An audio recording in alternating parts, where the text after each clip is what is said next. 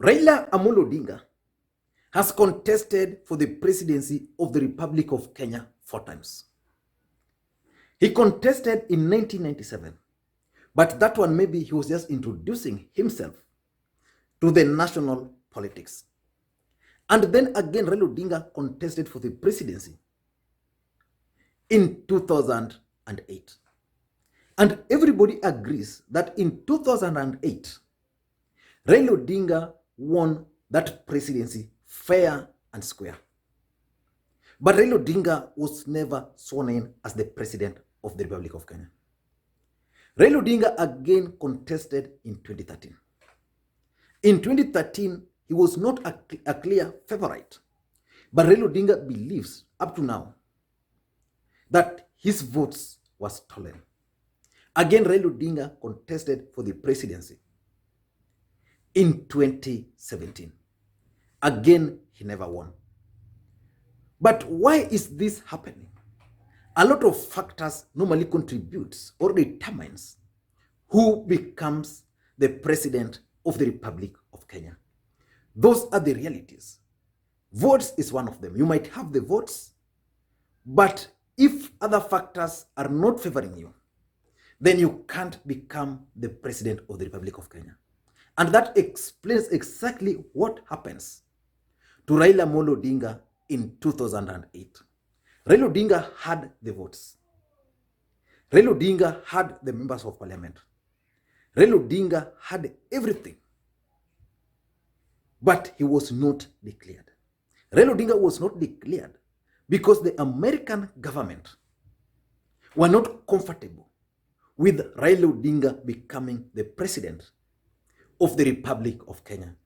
And that's why, despite winning that particular presidency, the American government ensured that Mwai Kibaki retained the presidency. But because Raila Odinga had the support, Raila Odinga was invited to form a coalition government. And that coalition government was actually negotiated by the American government. And then in 2017, again, different factors were at play. But in 2017, the Americans were really not very keen in Kenyan politics. But Uhuru Kenyatta had the support. Uhuru Kenyatta had the support of the British government. And that's why Uhuru Kenyatta was easily declared the president of the Republic of Kenya. And again in 2017, Uhuru Kenyatta still had that kind of support. But having said that, and having looked at all those, one thing is also very funny, that of all the politicians in this country, Raila Odinga is the one who enjoys massive international connections and networks. But despite the fact that he enjoys he enjoys massive connections globally, those connections have never helped Raila Amolo Odinga to become the president of the Republic of Kenya. But something tells me that the American government is currently keen on supporting Raila Amolo Odinga to become the president of the Republic of Kenya. And I'm going to explain to you guys why the Americans are keen on Raila Amolo Odinga's presidency. And let us face it, in politics, most things really don't just happen out of mere coincidence. In February this year, Raila Amolo Odinga and his younger brother, President Uhuru Kenyatta, were invited for a high-level national prayer breakfast meeting in the United States of America. And in that meeting, they actually delivered speeches. And that meeting is normally attended by who is who in business and politics in the United States of America. So there was a message which was being sent out to anybody who is keenly following the politics in this country. And again, there is no way Raila and Uhuru can be just called to the United States of America if there was nothing. Now, the other realities that we must agree to is, number one, the handshake between President Uhuru Kenyatta and Raila Odinga was brokered by the United States of America. Uhuru Kenyatta recently said that a mutual friend reached out to both of them. Up to today, nobody knows who this particular individual is. Nobody understands or understood up to now the finer details about the handshake. What Kenyans know was that we had one of the most divisive elections. The NASA supporters were resisting, Jubilee supporters were celebrating, then all of a sudden, these guys had the handshake. And the equation in this country changed completely. The American government was fully behind that handshake. That's something we must accept. Number two, the other thing we must accept is that the Building Bridges Initiative is actually a project of the American government. They're the ones funding it heavily. And again, they were the ones who helped these people craft the whole deal. And that's why when the American government banned Amos Wako from traveling to the United States of America, many politicians read that the Americans were expressing their displeasure with the Building Bridges Initiative. So American government is fully behind the Building Bridges Initiative campaigns. But why am I saying that Americans are keen on Raila Amolo Odinga's presidency? Because all along, they've always denied Raila Amolo Odinga the opportunity to become the president of the Republic of Kenya. And the fact is, they've always done this because they've always viewed Raila Odinga as someone who was radical. His kind of politics was radical. Take, for example, in 2008, they viewed Raila Odinga as a radical politician, someone who had tried to overthrow the government, and someone who was willing to do anything. So they were really not very comfortable with Raila Odinga because of the radical brand, the brand of politics Raila Odinga was playing. And number two, they were also not comfortable with Raila Odinga because, you know, Raila Odinga was projecting himself as a change agent, someone who was a socialist kind of individual. Remember, Americans are capitalists. So they feared if Raila Odinga became the president, he was going to lean towards East. And of course, that's what Kibaki did. And that's why now they want Raila Odinga to fix that. So they want Raila Odinga because of these four reasons. The first reason is that the American government wants to influence. The American influence, basically in Africa and Kenya in general, has really gone down. The Chinese came and took over Africa. So in Africa, when you talk of major roads today, when you talk of major railways, major development projects in Africa, is the Chinese. To an extent that if you go to Zambia today, the Ken Lusaka, if you go to Zambia today, the Kenneth Kaunda International Airport today is actually Chinese. Chinese are controlling most African continent. You go to even the port of Mombasa, there are even talks they might take it if the government of Kenya will not succeed in repaying the loan. And not that alone, several. In fact, the only country which is now safe in Africa is probably Tanzania, because John Pombe Magufuli is trying so much not to borrow. But any country which is depending on loans are heading to China. And this is the narrative which the American government wants to change. And they believe for them to have a bigger influence in Africa, they need someone who understands African politics. And of all politicians in this country, and even outside this country, only Raila Odinga remaining, only Raila Odinga understands the real issues in Africa, basically the African politics, because it's been there for long. It's referred to as Pan-Africanist. So Raila Odinga is the one who can help them change that narrative by having Raila Odinga as the president of the Republic of Kenya.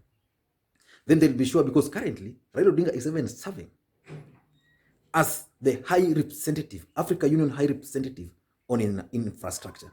And most of these infrastructures, before he came on board, were being funded by China.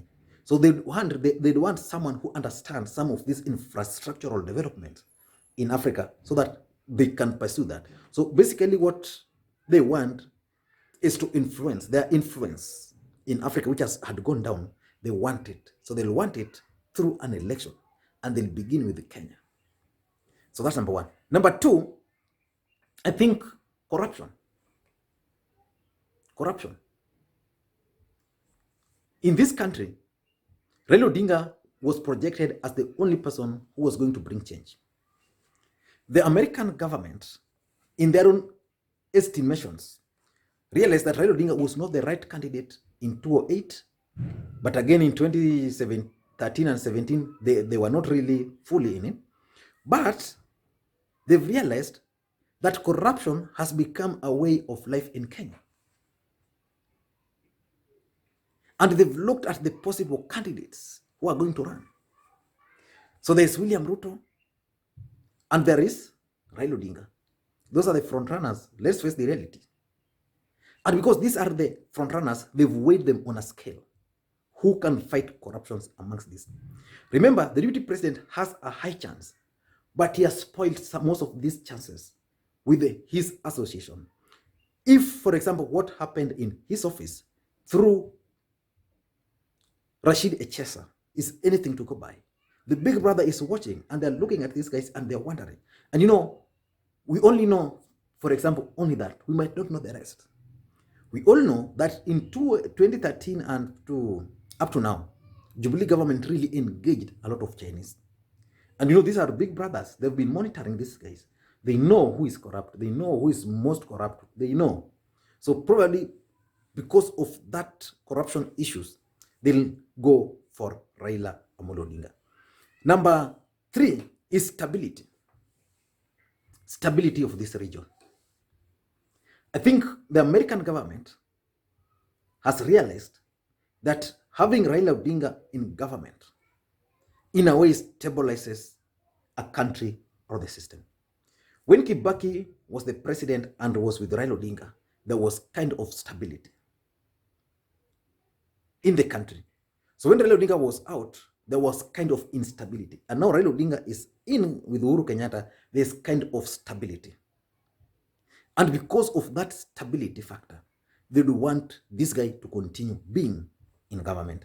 So they'll ensure Raila Odinga becomes a president through the Building Bridges initiative, but they'll put some checks and balances. And that's why we are going to see probably the functions of the president being reduced a bit and create more positions like the prime minister and assign him certain roles. So basically, they also want stability. And that stability can only be assured if they support Raila Odinga. And lastly is what I can call regional politics. How many heads of states in Africa today listens to America?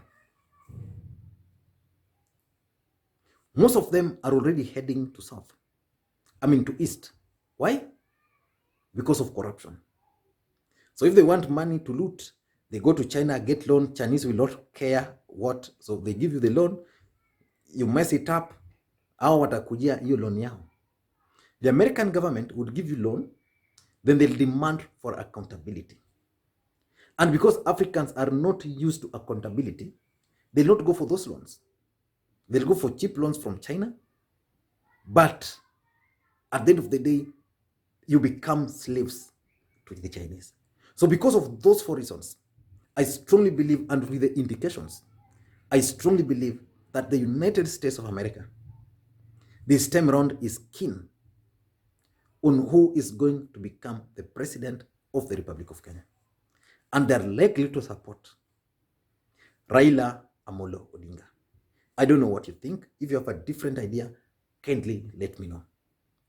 Thank you guys. And if you're bumping on this video for the first time, I want you to take a second or two and hit the subscribe button so that next time we produce a video like this one, you get notified.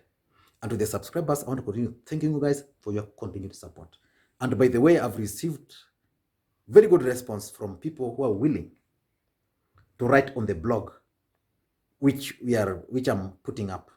I think it will be fully up operational by Friday. The vuguvugu.com. Yeah, so if you still want to participate as a writer, I want to give you a platform. I'll not pay anything for anybody to write because I can't afford. I just want to create a platform and give. I know there are so many people who can write here, so I give you a platform to write and share. It will be purely based on what guys will be writing, especially guys from this channel. Thank you guys, and please, you can check it out, vuguvugu.com, and please, may you have a good day.